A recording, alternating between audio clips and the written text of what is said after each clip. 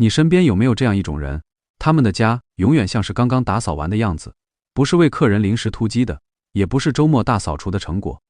你就是突然去敲门，看到的依然是那个状态，水槽是空的，台面上没有杂物，地板上找不到任何乱滚的东西。你忍不住问，今天有人要来吗？特意收拾成这样？对方摇摇头，没有啊，平时就这样。听到这句话，你的第一反应多半是这人真勤快，或者他时间真多，又或者他是个打扫狂。但我要告诉你，这3种猜测全都猜错了。那些每天把家里维持干净的人，不是更勤快，不是更有空，更不是享受打扫本身，他们只是换了一种方式去理解自己和环境之间的关系。而这种理解方式背后有扎实的心理学和神经科学证据。今天这条影片表面讲的是干净的家，实际上讲的是我们的心理状态、自我认同以及我们如何对待自己。正式开始之前，我想先说一句很重要的话。如果你现在看着屏幕，脑子里浮现出自己房间的样子，心里有点不安，请你记住，凌乱的家并不是懒惰的证明。我们的社会太喜欢把整洁当成人品的尺子，房间干净就觉得这个人自律，房间乱就觉得这个人散漫。这个框架在心理学上是站不住脚的。一个人空间失控的时候，大多数情况下那不是性格问题，而是状态问题。压力、情绪透支、人生阶段的转换，这些都会让大脑的执行功能下降。执行功能是什么？就是计划、启动、排序，把一件事做完的能力。这个能力下降的时候，最先撑不住的往往就是维持家里整洁这件事。我还要补充一点，今天提到的那些每天收拾的人，不是意志力比你强的人。我为什么要强调这一句？因为一旦你认定我就是意志力不够，所以才做不到，你就亲手切断了改变的可能。真正发生的不是意志力的差异，而是感知环境的方式不同，是对打扫这件事的感受方式不同。接下来我会把那些差异一层一层展示给你看。首先，我们来看第一个层面，每天生活的环境到底在对我们做什么。理解了这一点，就能解释一半的疑问。环境心理学里有一个概念叫可供性，提出这个概念的人是生态心理学家詹姆斯·吉布森。这个理论特别简单，环境里的每一样东西都在悄悄邀请我们做出某种行为。看到椅子就想坐，看到门把手就想握，看到楼梯就想往上走。这些都不是有意识的思考，而是物体本身在向大脑发出信号。你可以这样使用我，把这个概念搬回家里，有趣的事情就发生了。水槽里放着一个盘子，那个盘子就在向你说，再放一个也没关系。椅子上搭着一件外套，第二件外套挂上去的概率就会明显上升。桌面上放了一个快递盒，很快收据、遥控器、钥匙都会在它旁边安家。你有没有这样的经历？明明前几天还挺好的，一到第3天，整个空间突然就乱了。那不是突然发生的，从第一件东西被随手放下那一刻起，连锁反应就已经启动了。犯罪学里有一个著名的理论叫破窗理论，这是1982年威尔逊和凯林提出的。一栋楼有一扇窗破了，没有人修，这扇破窗就变成了一则允许无序的讯号。很快，更多的窗户会被打破，更大的混乱会跟着出现。这个理论原本是用来说明都市环境与犯罪的，但放在我们家里，同一条规律也在精准的运作。第一个盘子被丢进水槽不管的那一刻，它就成了一个环境讯息，意思是在这里放着不管是可以的。不过，可供性的力量也能走向相反的方向。明尼苏达大学凯瑟琳·沃斯团队2013年发表在心理科学上的实验就清楚地展示了这一点。研究者把参与者分成2组，一组坐在整洁的房间里，另一组坐在凌乱的房间里，然后让他们选择零食。结果，坐在整洁房间里的人选苹果而不是巧克力棒的比例明显更高，他们给慈善机构捐款的金额也更多。等一下，这个结果的含义非常深。参与者只是坐在房间里，没有人要求他们吃得健康，也没有人劝他们捐款，仅仅是因为坐在干净的房间里，他们的饮食习惯和慷慨程度就变了。很少有研究能像这样说明，环境不是中立的背景，而是会主动塑造行为的力量。你有没有这种经历？收拾完房间之后，突然想吃点健康的，或者想去运动，想把拖了很久的事情处理掉。那不是一时兴起，那是整洁的环境正在向大脑发送有序行动的可供性信号。但环境的威力不止于此，再往深处走一步，还有一个更惊人的事实，环境会改变大脑功能本身。普林斯顿大学神经科学研究所的一项研究揭示了这一点。研究人员发现，物理上的凌乱会使视觉皮层超载。简单来说，仅仅身处凌乱的空间，大脑就会把那些物品一件一件登记成未完成事项。没洗的衣服，没读的邮件，地板上的袜子，椅背上的外套。你以为自己没有刻意去看它们，但大脑全在默默处理，而且持续耗能，专注力下降，反应变慢，精神疲劳不断堆积，因为没法集中注意力。你收拾了一下书桌，突然感觉脑子变清晰了，有过这种体验吧？那不是心情变好了，那是认知负荷降低了，是大脑状态实实在在的改变，而且这个影响还会从大脑延伸到身体。阿克伦大学的达比·萨克斯比和丽娜·勒佩提2010年发表在《性格与社会心理学公报》上的一项研究，请60对夫妻描述自己的家，然后追踪他们一整天的皮质醇水平，也就是压力荷尔蒙的水平。结果发现，那些把家描述为混乱、有很多未完成项目的人，和把家描述为舒适安逸的人相比，全天皮质醇水平明显更高。这意味着什么？我们每天在家里度过的每一个小时，周围的环境可能正在悄悄抬高我们的基础压力值。为什么下了班回家还是放松不下来？为什么明明是周末，却感觉像没休息一样？答案可能就藏在你身边的空间里。但故事还有更精彩的反转。多伦多大学斯派克利研究团队2022年对3066人做了一项预注册实验，他们不仅确认了凌乱会升高压力，还发现了反方向的证据，打扫这个行为本身会降低压力。研究人员让参与者洗手，在高社会压力情境下，他们的心血管反应转向了更适应的方向。也就是说，从威胁状态切换到了挑战状态，这不是主观报告，而是通过实际生理反应测出来的。凌乱会升高压力，打扫会降低压力，这件事是双向的。让我们先整理一下到目前为止的内容。凌乱的环境同时在做3件事：第一，从认知层面让大脑过载；第二，从生理层面升高压力荷尔蒙；第三，从行为层面诱发更多凌乱。这3件事同时运转，就形成了一个恶性循环。因为乱，所以累；因为累，所以不收拾；因为不收拾，所以更乱。那些每天收拾的人做的其实很简单，就是把恶性循环翻成良性循环。因为干净，所以能专注；因为能专注，所以能维持；因为能维持，所以持续干净。但这里出现了一个关键问题，他们是怎么做到的？打破恶性循环的第一个动作是什么？答案藏在他们对打扫这件事的感受方式里，而这一点恰恰是大多数人不知道的。接下来这部分是我研究这个主题时最兴奋的部分。你去问那些每天打扫的人为什么这么做，很多人会回答：打扫完脑子会清醒，整理完心里会轻松，有一种神清气爽的感觉。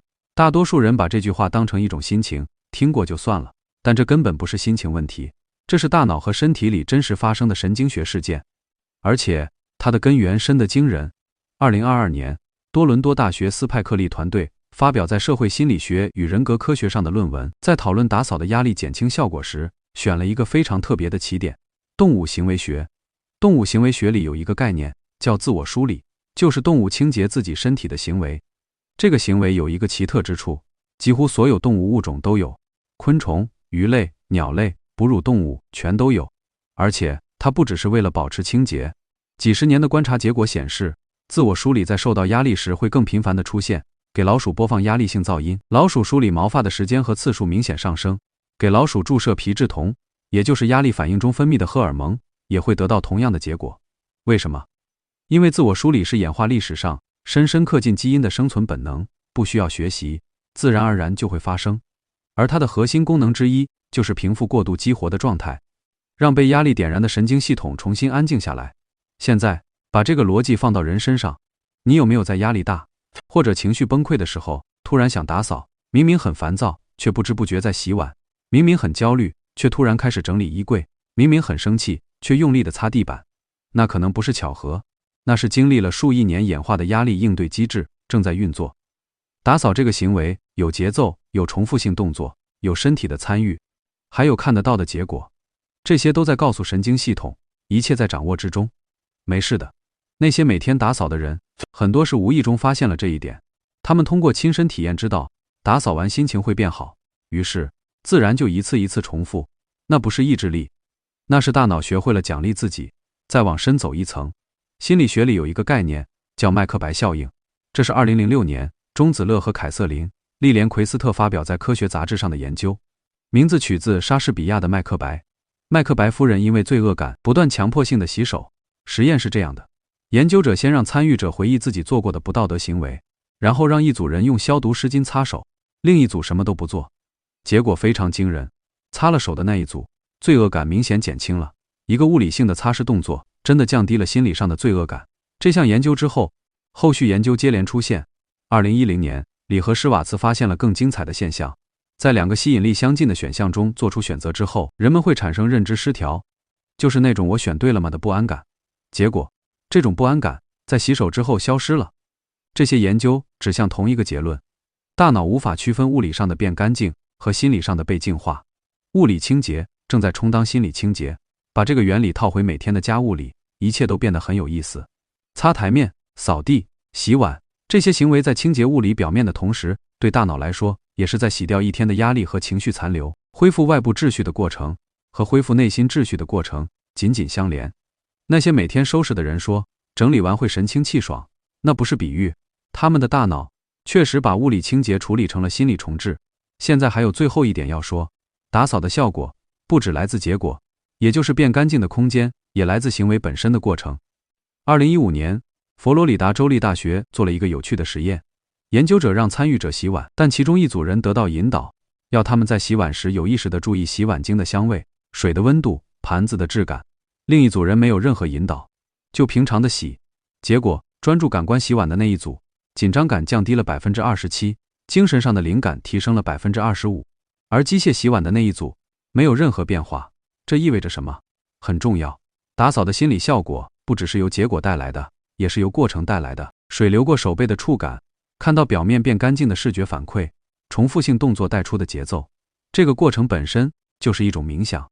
那些每天打扫的人里，有人说打扫的时候最放松，他们发现的正是这件事。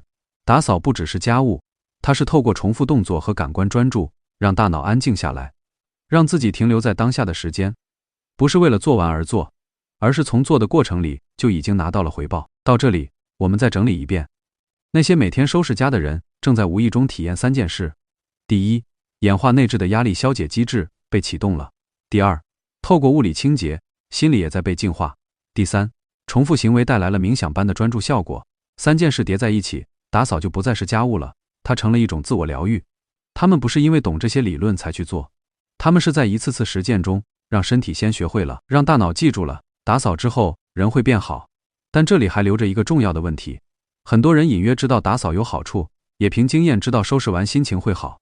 为什么每天做的人只有少数？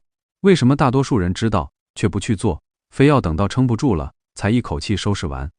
这个问题的答案就在下一部分。我想坦诚地问你一个问题，当你想到打扫的时候，脑海里最先浮现的是什么话？该收拾了，再这样下去要变脏了，连这个都收拾不好，我算什么？别人看到会怎么想？如果驱动你的是这些句子，那打扫注定无法持续。心理学家爱德华·德西和理查德·瑞安提出了自我决定理论，这是研究人类动机最有影响力的框架之一。这个理论的核心很简单，人的行为要持续下去，需要满足3种基本的心理需求：自主性、胜任感、关系性。因为应该做，这是外部动机。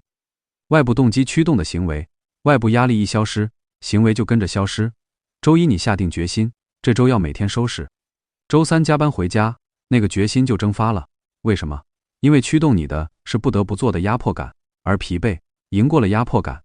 每天收拾的人不一样，驱动他们的不是应该做，而是自主性。这不是别人叫我做，是我自己选择做。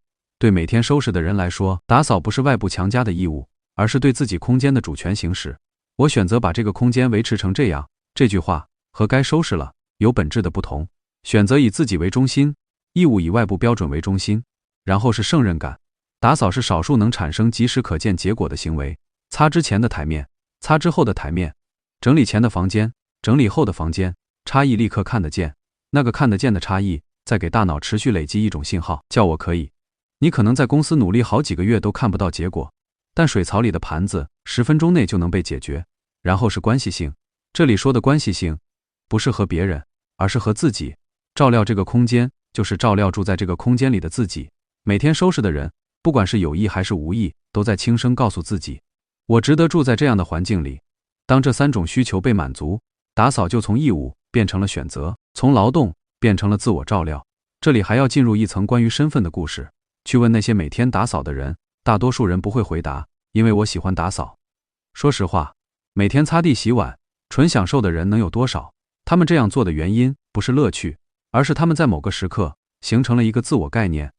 我是一个能保持家里干净的人，行动不断重复，累积出证据，证据多了，自我概念跟着改变，概念变了，行动就自动跟上。